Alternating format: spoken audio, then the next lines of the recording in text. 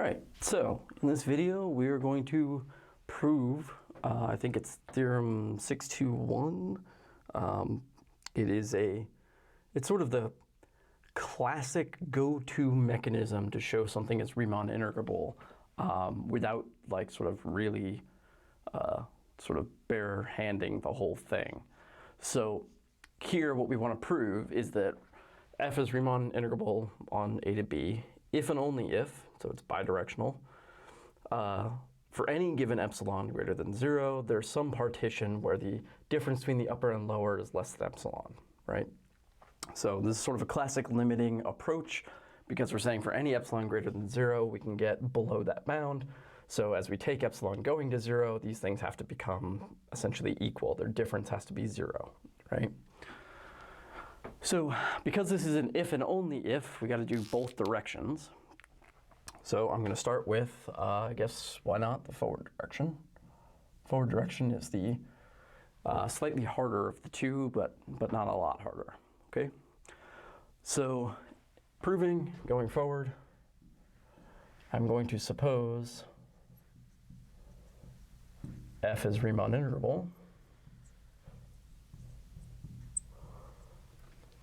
And what I want to conclude is that there is some partition where I can take the difference between u and L, the upper and lower partition, upper and lower sums on those partitions, and get something less than epsilon. So if it's Riemann integrable, remember by definition, that means that, so therefore, we have that the best possible lower approximation. My blue is getting a little dried up. I might have to switch here. This thing is the same as the best possible upper estimate. And in particular, these things are A. Okay. Again, the typical value, Cap tried to run away. The actual letter doesn't matter, I'm just going to use A. I'm going to need more room, so there will be a point at which I'll abracadabra the board clear. So keep that in mind. So what does this mean? Well, in particular, this best lower sum, what this means is that the nth over all partitions of the lower sum is equal to A. But this means that if this is if the best possible, the smallest, sorry, I meant to do this as the sup of the lower or inf of the upper. Let me fix that. Brain and hand not connected, I guess. Or mouth, I suppose. Let's try that again. Sup. There we go. So this is saying that if I have the actual value, then the closer I get from below, right, the higher it'll be. And in particular, I get all the way up to the real value. But that means if I pick anything slightly smaller, I could pick some partition that is between that smaller value and the real value, because that's what it means to have a sup, right? So in particular, there exists, so there is partition P1, so that the lower approximation on P1 on F is, oops, not equal. Can't claim equality because it might not be exactly that, but it can be at least A minus epsilon over 2. And this is because this is not an upper bound on this value, right? The sup is the upper bound. So anything lower than the upper bound, I can get something bigger than that, okay? So there's some partition that works there. Similarly, there's some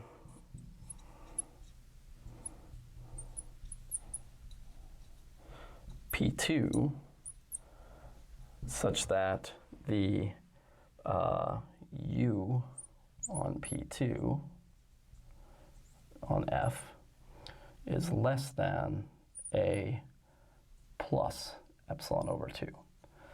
Because remember, the lower one, or sorry, the upper one, this is the nth of all of these, is a.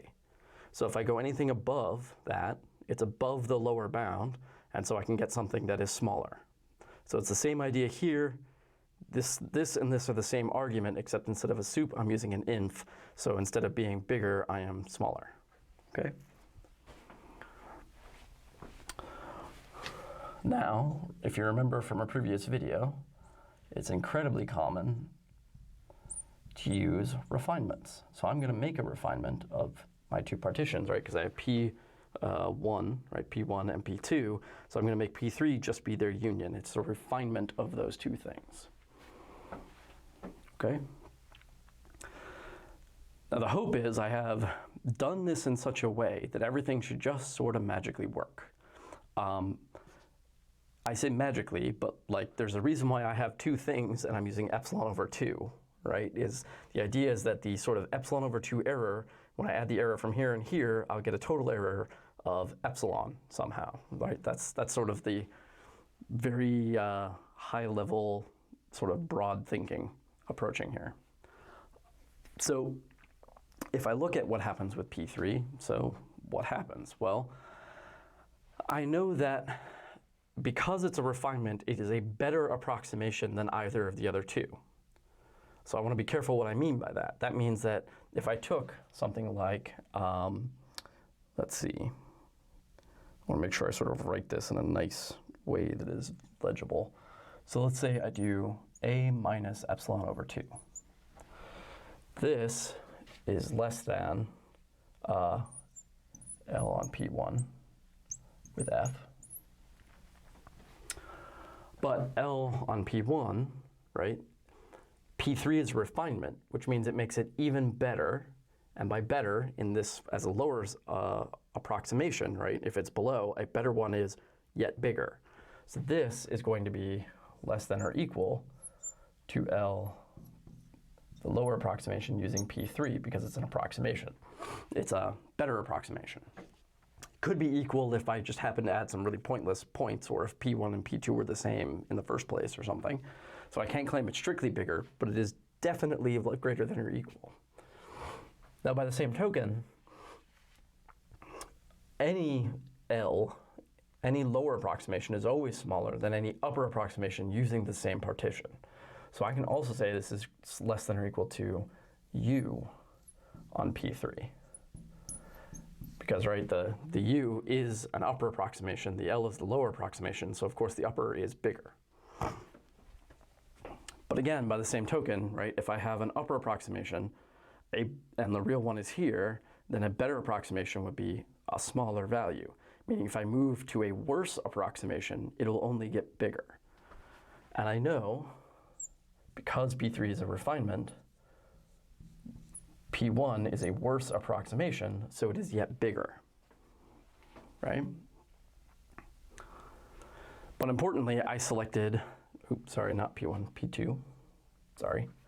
I selected P2 in such a way that this is then less than a plus epsilon over 2, okay? So the whole idea here is I started with sort of one of the ones I picked, then I move to a refinement, which makes it bigger. Then I move into upper approximations, which makes it bigger still. And then I used a worse upper approximation, which makes it yet bigger still. But I chose P2 in a way that that actually isn't that far from the original, right? Because this is epsilon minus, a minus epsilon over 2. This is a plus epsilon over 2. So I've only traveled a little ways. So what I really want to do is look at the difference here, and I'm hoping I get something useful, right? So let's write that difference. This is U P3 comma F minus L P3 comma F. So this is the upper approximation using this partition P3 minus the lower. I want to bound this thing, and I'm hoping it's bounded by, excuse me, not equal. I'm hoping this thing is bounded by epsilon. That's my goal, right?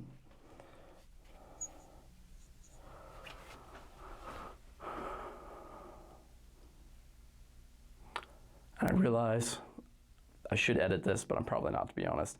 I realized that I should have let epsilon, so I haven't actually done anything with epsilon other than used it to get these things. I should have done, let's see, here, I should have said let epsilon greater than 0 be given. Which is okay here, right? Because once epsilon has been established, I can still do this, I can still do this, because this is true for any approximation, right? So once epsilon is greater than 0 has been given, this really is less than the optimal bound, so I can get there. All right, so my hope, I'm going to write a question mark here, my hope is to get that, okay? So how do I use this to get this? Well, what it actually is, I'm going to give myself a little more room. I can take the biggest u and subtract the smallest l, right? If I take something bigger than this and then subtract something smaller than this, I'm going to take the sort of worst case error, right? So that's what I can write here. Something bigger than that minus something smaller than that. Well, something bigger than this is that, but that's not very helpful. But I could also use this, right? This a plus epsilon over 2 is bigger than u, right? Because the whole idea is that I want to maximize the distance between these two terms. So I take something bigger than u and subtract something smaller than L. And something smaller than L, well, I could use the other partition, but again, that's not helpful. Really, I want to use this bit. So I can use a minus epsilon over 2, right? But I have a minus a then, so those cancel. And I have epsilon over 2 minus minus, so plus epsilon over 2. This actually does equal epsilon. And so I get, in fact, that that is true. Okay? So this gets me the forward direction. All right, so now I'm going to abracadabra this thing away and do the backward direction, which is a bit shorter, at least. All right, so. Abracadabra. And back. So, now we're going to do the other direction. So let's do the proof going backwards. So here we're going to suppose that for any epsilon or every epsilon greater than 0, there is a p such that u on that partition of f minus L on that partition. Oops. I say one thing, write another. Clearly getting close to taking a break. PF, there we go. This thing is less than epsilon, okay?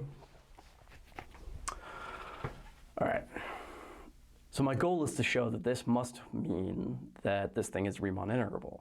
So if you remember, our sort of criterion that we did in a previous video is showing that the best upper and best lower sums are in fact the same value, right?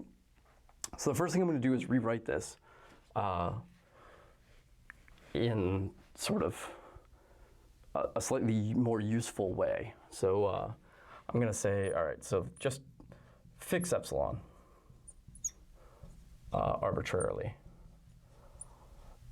So this wording is kind of important. I'm doing it arbitrarily because I'm going to then make comments at the end about how the fact that it is arbitrary means that I can show that epsilon can sort of go to 0 in some sense.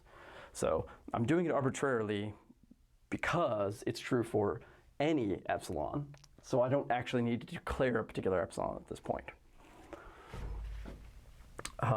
So I can notice or note that my upper approximation is less than my lower approximation plus epsilon.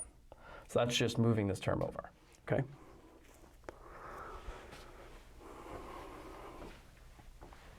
So now I'm going to recall, just in general, any upper or lower fixed approximation is going to be a worse version of the best approximation, right? So in particular, my lower approximation using P, right? Again, the correct value is the best value, or hoping that's what we're trying to show. So any kind of worse lower is going to be lower than a better approximation. Meaning this is less than the best lower approximation of f. But again, the best lowest approximation is still less than or equal, we hope equal, but less than or equal to the best upper approximation, because by definition the upper approximation is a bigger number, right? And again, if I have the best possible upper, then any other upper is further away than the correct value. It's bigger still. So this is less than, potentially less than or equal, I guess I should say, to the upper approximation, right? So any lower approximation is going to be a worse approximation and thus lower than the best lower. Even the best lower is still going to be less than the best upper, and any upper is going to be bigger than the best upper, okay? So this is true no matter what I'm doing. This is true in any context. It has nothing to do with any of my stuff I've done so far. But what I do have so far is this. This is going to be key because I now have the u is less than this, right? So in particular, I have this. That's just always true. But then I have that this is less than the lowest plus epsilon. Okay. So now I'm going to do something similar to what I did in the first part, which is I want to take the difference between this and this and show that the difference is 0, right? I want to show they're equal. So if I do that, I go, okay, a to b, f of x dx minus integral a to b as a lower f of x dx. Well, how can I bound this thing? Well, I could take something even bigger than that thing and subtract something even smaller than that thing, right? I want to get the worst possible difference between these, so I'm going to take the biggest thing minus the smallest thing. So biggest is going that way. I could take this as the biggest, the lower approximation, pf plus epsilon, and subtract the smallest, pf, which you can see, right, those cancel, so this is just epsilon.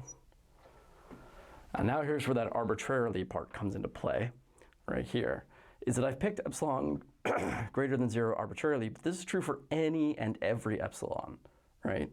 So no matter how much I want to claim these differences are not 0, right? If I'm like, well, the difference is 1/2. Can't be 1/2 because it has to be less than epsilon for, say, epsilon is 1/4. Right? If I want to say the difference is 1/1,000,000th, well, it can't be that either because it has to be less than epsilon for epsilon being 1/10,000,000th, right? So the fact that this is arbitrary, that this epsilon is any positive number, is key because I can take my epsilon to be arbitrarily close to 0, meaning I'd limit it to 0, and conclude then that this thing, which I'm going to mark as star just because I don't want to rewrite it, so this star equals 0, right? That this difference is 0, i.e. that my upper approximation of f of x dx is my lower approximation for f of x dx, which means then that it is integrable. So I have that this thing is done. But since I showed the forward direction is done and the backward direction is done, that tells me that the proof overall is done. All right? So there it is. I want to point out that this, again, this sort of approach is a very classic technique for dealing with these kinds of integrals, where you take a fixed lower, a fixed upper, and you kind of sandwich them as the outside between the best possibles. And then you can take that sort of information, right, the fact that this is that plus epsilon, and use that to sort of squeeze your result down. And that's why this ends up being a very common theorem slash result to use, because it's having the best possible is hard to get your hands on because it may not be attainable, as we discussed when we talked about these things. But these are concrete upper and lower values, right? So you can use concrete values here and actually get your hands on something and show that you can still bound it by any given epsilon. So this tends to be the much more approachable version to actually show something in a more direct way. All right, and that is it.